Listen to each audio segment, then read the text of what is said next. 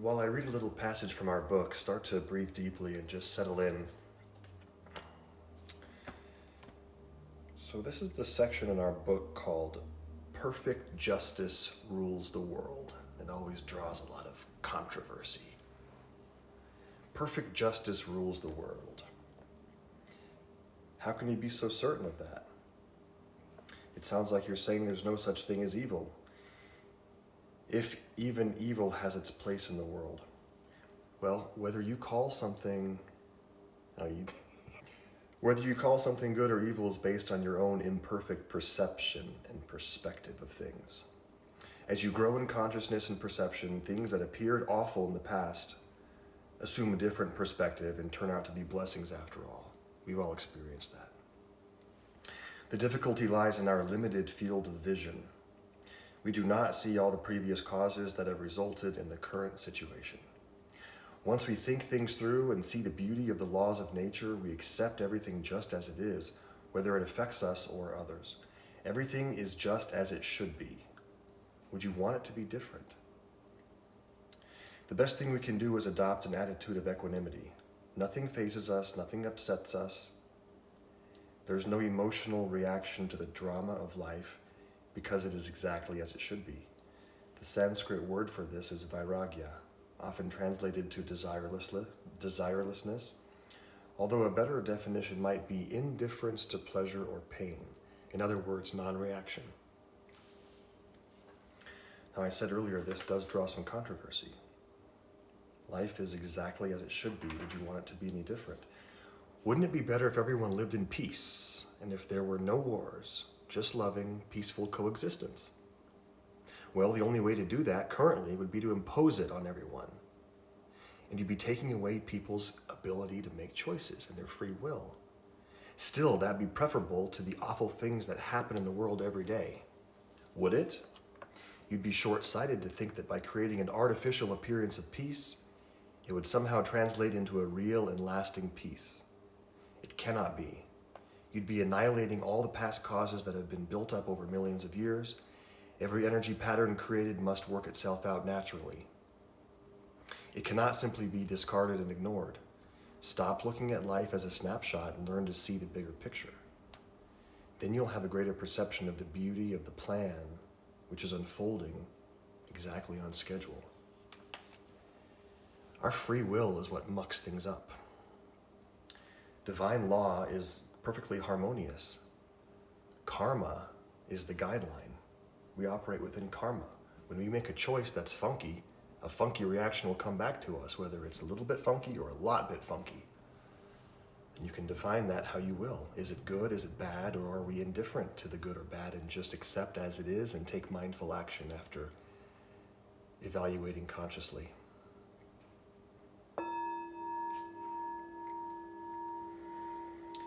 So make your spine tall, please. Feel that the crown of the head is growing upwards. Let the shoulders relax, or you can do a little shoulder dance. Let's breathe.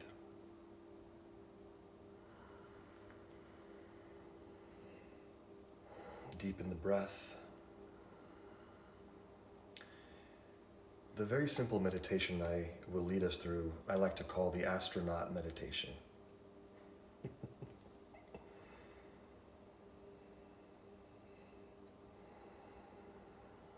Okay, please bend your right elbow. Bring your hand towards your face. Close the left nostril with your ring finger and pinky. Breathe in through the right nostril.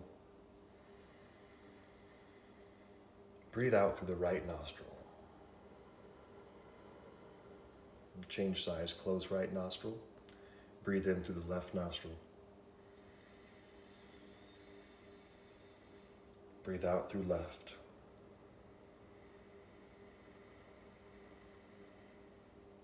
Change sides. Inhale through right. And breathe out through right.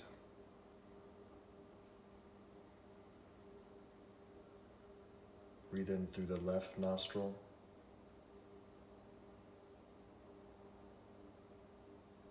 And out through the left. So please continue this cycle, and I'd like you to do your best to extend the duration to 8 seconds for the inhale and exhale if you can. If that's too long, stay with 6 or 5. Slowly count to yourself.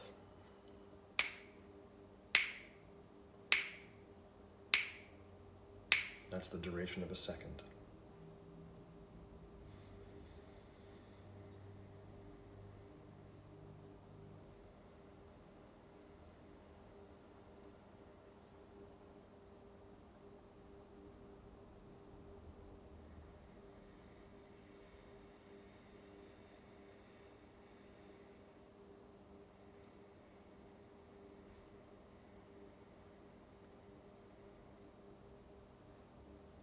As with most pranayama techniques, the intention is to resolve any irregularities and smooth out any bumps or rough patches in the breath.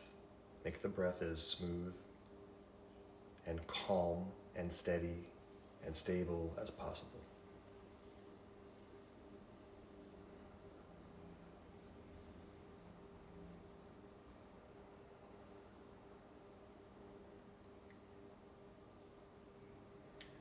One more complete inhale and exhale through each nostril. Balancing our lefts and rights, our yins and yangs. Rights and wrongs, goods and bads, ups and downs.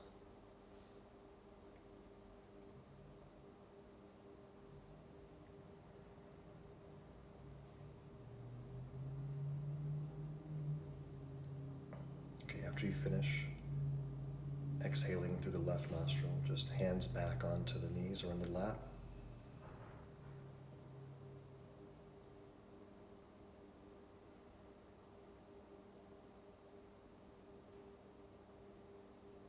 Make the breath just perfect. Just make it perfect. Make it calm and easy.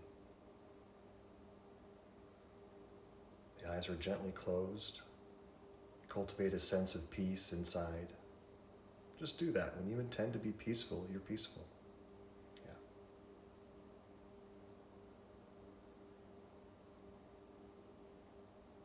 So we're all astronauts in orbit. We're all doing a spacewalk. So yeah, we have our protective gear on, that big helmet thing, and we're floating. And you turn and you look down at Earth. And what you see surprises you. And your jaw drops a little bit and your mouth opens and a sense of reverie and awe comes over your face as you stare at our home. And the only concept that comes to mind is perfection. When you see this perfect globe harboring life, blue planet, swirling white clouds, green and brown land masses. And as you stare with wonder and awe at this planet, you realize that it is in a perfect state. From your perspective right now, you're floating quietly, peacefully, effortlessly in space. Looking at our marble like Earth, spinning as it should, revolving around the sun as it should, doing exactly what it's supposed to do.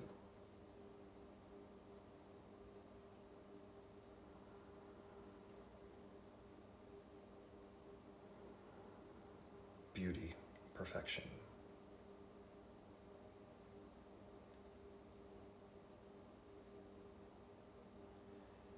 And now we'll take a short journey. So you sense yourself descending down towards the outer atmosphere and approaching the planet slowly, effortlessly, peacefully.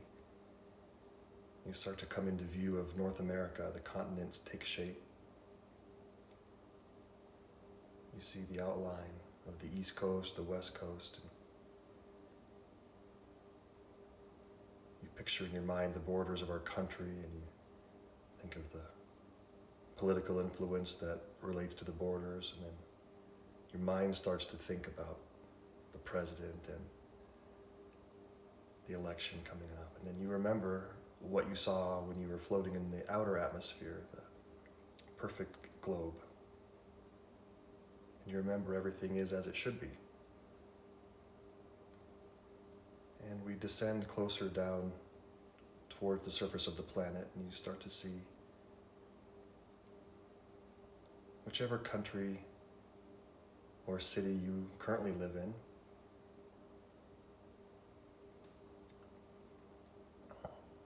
You start to recognize familiar shapes of buildings and structures, and your mind wanders to the activities that go on inside those buildings and the interactions that people have. Your mind starts to think about issues and conflicts and good times, laughter. But then you also remember the view of the perfect globe from outer space.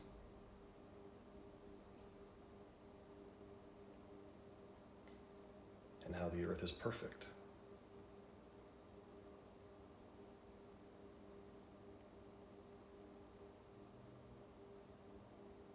As you approach your home, you're floating, you're descending slowly down towards the place that you live. You see other familiar structures, streets and buildings, and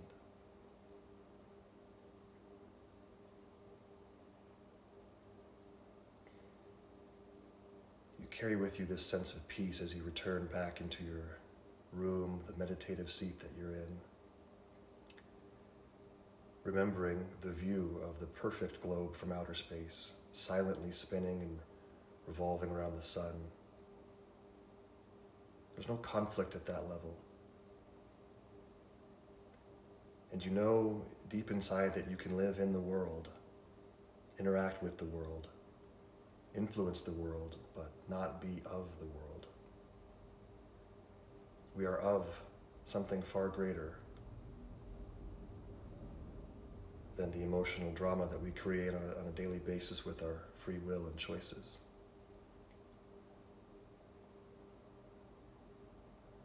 We are active participants in the world, and yet we are rooted in something far greater and far more peaceful and eternal.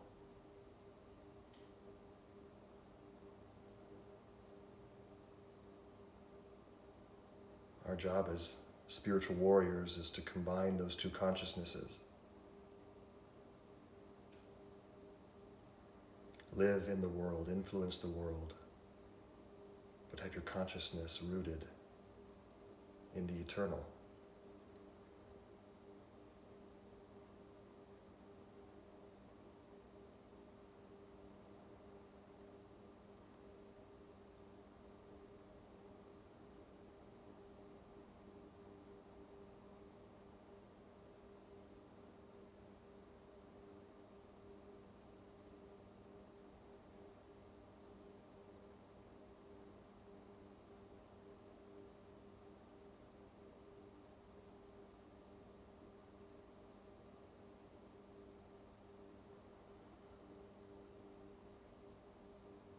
Shanti, Shanti, Shanti, peace.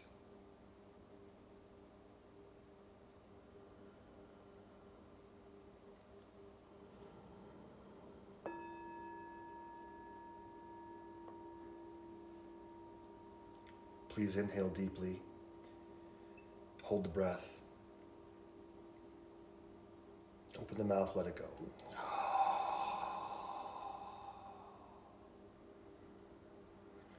Palms to your chest, bow the chin. Live in the world and don't be of the world. Influence your physical existence from a higher place. That's our part. Do your part. Namaste.